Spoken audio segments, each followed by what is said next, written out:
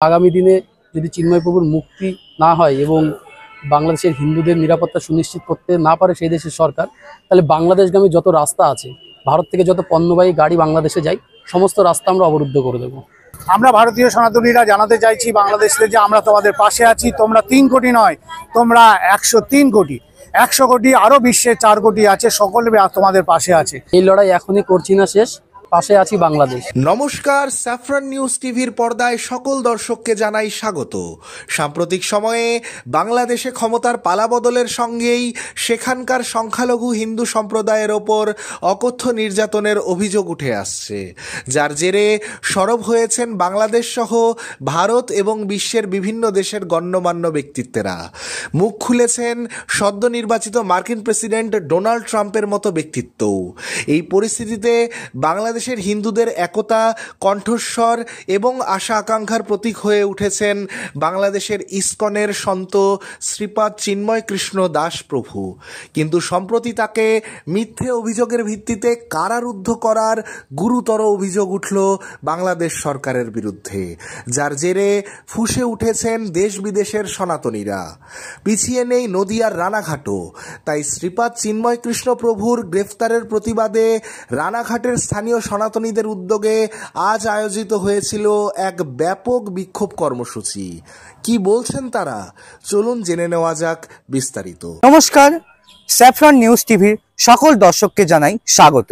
আজ আমরা চলে এসেছি নদিয়া জেলার রানাঘাটে অবস্থিত চিলড্রেন্স পার্কে। সাম্প্রতিক সময়ে বাংলাদেশের অত্যাচারিত হিন্দুদের অধিকারের দাবিতে সোচ্চার বাংলাদেশের অতি পরিচিত সনাতনী নেতৃত্ব শ্রীপাদ চিন্ময় কৃষ্ণ দাস প্রভুকে অন্যায়ভাবে গ্রেপ্তার করার অভিযোগ উঠেছে বাংলাদেশ সরকারের বিরুদ্ধে। তারই প্রতিবাদে আজ রানাঘাটের স্থানীয় জনসাধারণ তীব্র প্রতিবাদ কর্মসূচির ডাক দিয়েছে। আমরা তাদের মুখ থেকে শুনে নেব তাদের আজকের আন্দোলন কর্মসূচি সম্পর্কে বিস্তারিত। দাদা, আজকে আপনাদের এই প্রতিবাদ কর্মসূচি সম্পর্কে যদি একটু বিস্তারিত বলেন।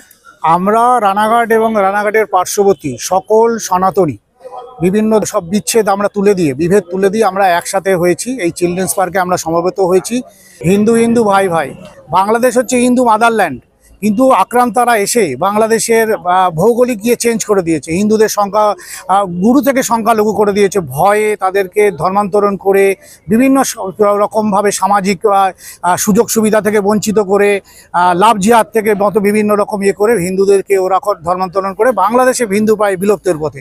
তাই আমরা পশ্চিমবঙ্গের সনাতনী আমরা চাই যে বাংলাদেশিদের ওদেরকে জানাতে যে আমরা তোমাদের পাশে আছি। শুধু আমরা পাশে নয়, আজকের দিনে 108টা দেশে একই সঙ্গে এই বিক্ষোভ পথসভা হচ্ছে, বিক্ষোভ মিছিল হচ্ছে, বিভিন্ন জায়গায় আজকে এটা হচ্ছে।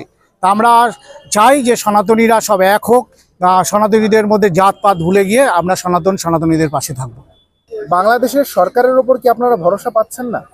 বাংলাদেশের এই অন্তরিম সরকার এটা এক জিহাদের সরকার, কিছু চরমপন্থী মুসলিমদের দ্বারা পরিচালিত হচ্ছে। বাংলাদেশে এই সরকার অনৈতিক সরকার। এই সরকার সম্পূর্ণ হিন্দু বিরোধী। এই সরকার চায় যে হিন্দু বাংলাদেশ থেকে বিতাড়িত হোক, নাহলে ধর্মান্তরিত হয়ে হিন্দু সংখ্যা কমে যাক। এবং বাংলাদেশে এতদিন বাংলাদেশে যারা আন্দোলন করেছিল তারাও কিন্তু ওই ধর্মের বাদ দিয়ে ছিল না, কিন্তু ভাষার ইয়েতে বাংলাদেশে তারা এই আন্দোলন করে বাংলাদেশকে পূর্ব পাকিস্তান থেকে আলাদা করে একটা সম্পূর্ণ স্বাধীন দেশ করেছিল। কিন্তু সেটা ভুলে গিয়ে জেহাদিরা আবার সেই পাকিস্তানের সঙ্গে এক হচ্ছে। আচ্ছা, এই ঘটনার প্রেক্ষাপটে এখন আপনাদের দাবিটা কি? এই যে 3 মাস আগে বাংলাদেশের যে পট পরিবর্তন হয়েছে ছাত্র আন্দোলনের নামে, যে জিহাদিরা হিন্দুদের ওপর যে অত্যাচার করেছে বাংলাদেশে, নারীদের ওপর, বাড়ি ব্যবসায়ীদের ওপর, তারই বিরুদ্ধে আমরা গর্জে উঠেছি ভারতীয় সনাতনীরা। আমরা ভারতীয় সনাতনীরা জানাতে চাইছি বাংলাদেশে যে আমরা তোমাদের পাশে আছি। তোমরা 3 কোটি নয়, তোমরা 103 কোটি, 100 কোটি, আরও বিশ্বে 4 কোটি আছে, সকলে তোমাদের পাশে আছে। এই লড়াই এখনই করছি না শেষ, পাশে আছি বাংলাদেশ। এই কথাকে সামনে রেখে বাংলাদেশের যে সকল হিন্দুরা রয়েছে আজকে ক্ষয়িষ্ণু হতে হতে 7% এসে দাঁড়িয়েছে, তাদেরকে আমরা বার্তা দিতে চাই যে আপনারা যে লড়াইটা দিচ্ছেন, আপনাদের কাছ থেকে আমরা শিক্ষা নিচ্ছি। আমরা এই দেশে এত হিন্দু হয়েও আমাদের পশ্চিমবঙ্গে আমরা দেখতে পাচ্ছি বিভিন্ন জায়গায় হিন্দু আক্রান্ত হচ্ছে, কিন্তু বাংলাদেশে 7% হিন্দু যেভাবে লড়াই দিচ্ছে তাদের পাশে আমরা আছি। তারা একা নয়। আগামীকাল আজকে এই কার্যক্রমের মধ্য দিয়ে একটা সূচনাও দিয়ে দিতে চাই। আগামীকাল কলকাতায় অবস্থিত যে বাংলাদেশের উপ হাই কমিশনার দপ্তর, সেই দপ্তর আমরা ঘেরাও করতে যাচ্ছি এবং আমাদের আজকের যে দাবি যে চিন্ময় প্রভু যিনি বাংলাদেশের সকল হিন্দুদেরকে একত্রিত করে লড়াই দিচ্ছে জিহাদিদের বিরুদ্ধে, তার মুক্তিই শুধু নয়, সেই দেশের যত এখন বর্তমানে বসবাসকারী হিন্দু আছে তাদের নিরাপত্তা সুনিশ্চিত করতে হবে। আগামী দিনে যদি চিন্ময় প্রভুর মুক্তি না হয় এবং বাংলাদেশের হিন্দুদের নিরাপত্তা সুনিশ্চিত করতে না পারে সেই দেশের সরকার, তাহলে বাংলাদেশগামী যত রাস্তা আছে, ভারত থেকে যত পণ্যবাহী গাড়ি বাংলাদেশে যায়, সমস্ত রাস্তা আমরা অবরুদ্ধ করে দেবো।